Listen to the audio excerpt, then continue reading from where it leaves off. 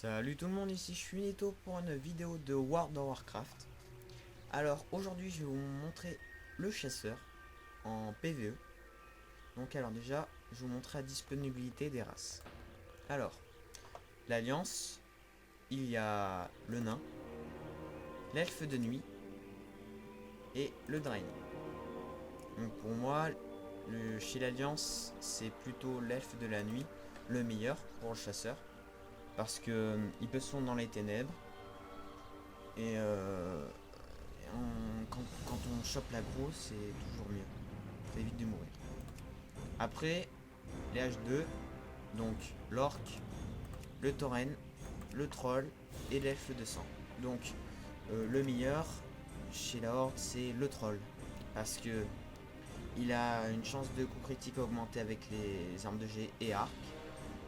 Il y a aussi une berserk qui augmente les vitesses d'attaque et d'incantation. Donc c'est surtout vitesse d'attaque qui est favori. Voilà.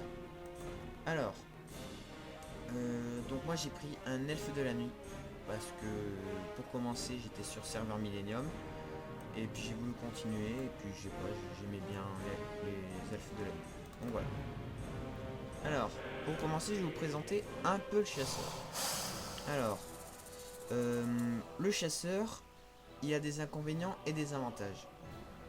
Donc, il a des bons dégâts, il fait de bons dégâts, son pet aussi, parce qu'il a un pet.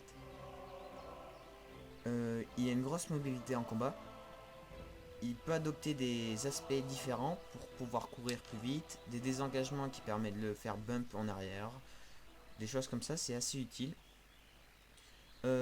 Du contrôle en PvP aussi, parce que, bon, pas dans cette spé bien sûr, hein, en spé PvP, mais c'était pour dire que le chasseur il est pas mal en PvE comme en PvP. Et aussi un gros avantage, il porte de la maille. Donc la maille, ça permet d'avoir plus de résistance par rapport à un petit démo ou un petit prêtre, quelque chose comme ça. Donc maintenant, parlons du pet. Alors le pet, déjà, vous avez une spé dédiée au pet. Donc moi j'ai une spé, vous la mettrez comme vous voulez. Elle donne pas d'énormément de choses intéressantes, à part appel du fauve, qui permet d'augmenter toutes les 5 minutes pendant 20 secondes la puissance d'attaque de 10%. Donc ce qui est vraiment pas mal du tout. Après, bon, il y a quelques attaques. Vous pouvez le mettre en passif. Donc ça c'est... en passif, c'est si vous attaquez une cible, il va l'attaquer. En défensif, c'est vous êtes obligé de lui dire d'attaquer. Et en agressif, c'est il saute sur tout ce qui bouge. Moi je vous conseille de le mettre en passif, c'est le mieux. Puis en raid, ça m'est déjà arrivé que mon pet a gros le boss. Donc c'était pas super bon. Après vous avez un petit burst, horde de tuer. Donc qui augmente ses dégâts. Voilà. Donc après on va parler des aspects. L'aspect du faucon dragon, qui est la meilleure. Je vous dirai pourquoi.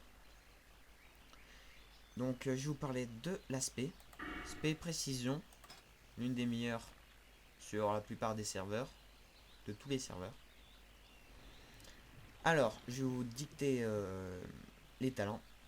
Donc, visée focalisée 3 sur 3, coup fatal 5 sur 5, visée minutieuse 3 sur 3, marque du chasseur amélioré 1 sur 3, coup mortel 5 sur 5, tir des arcanes amélioré 3 sur 3, visée 1 sur 1, tueur rapide 2 sur 2, morsure et piqûre améliorée 3 sur 3, promptitude 1 sur 1, barrage 3 sur 3, expérience du combat 2 sur 2, à ne pas oublier.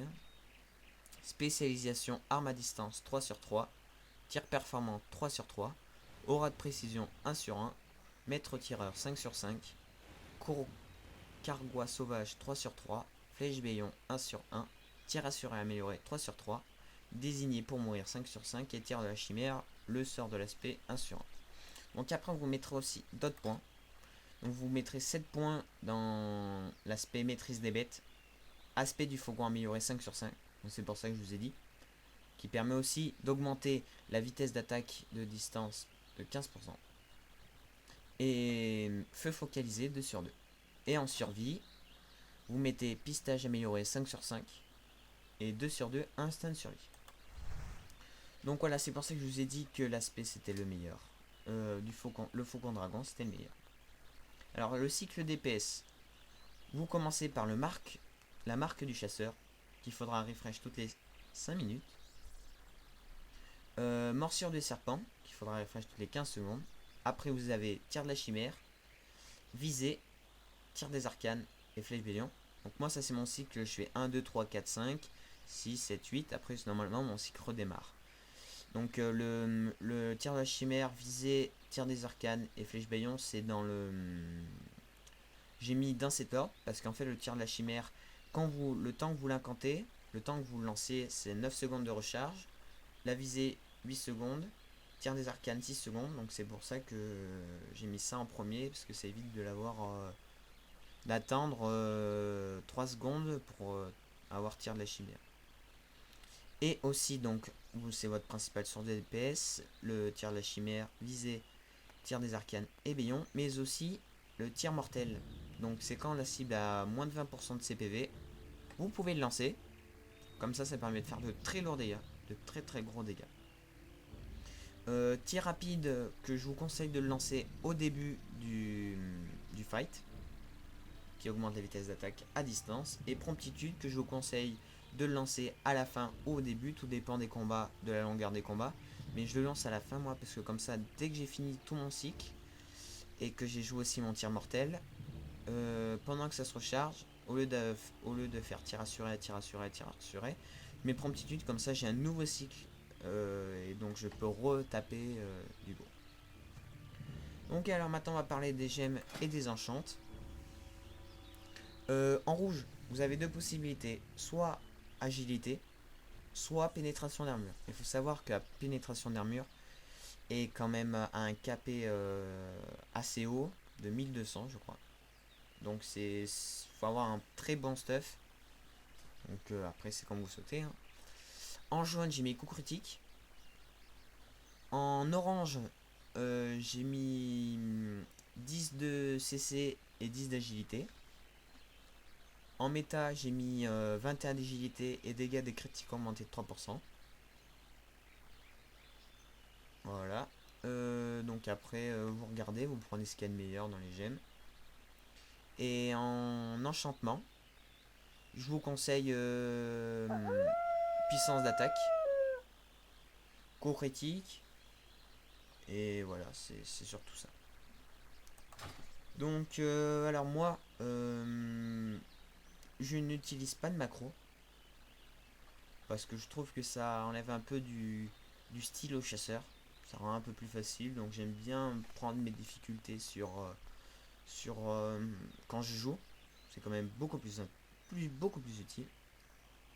Et donc alors comme métier, je vais vous dire qu'il faut prendre plutôt dépeceur et travailleur du cuir, parce que il peut faire de la maille, donc c'est comme l'ingénieur, mais l'ingénieur est beaucoup plus dur à up, parce que comme ça pendant que le dépeceur hop, vous tuez une créature, vous tuez un loup et vous le dépecez, ça permet de payer les métiers assez rapide. J'espère alors que ça vous aura appris quelque chose sur les chasseurs. N'hésitez pas à me poser des questions ou de me demander de faire d'autres vidéos sur d'autres classes. J'espère à très bientôt pour une nouvelle vidéo.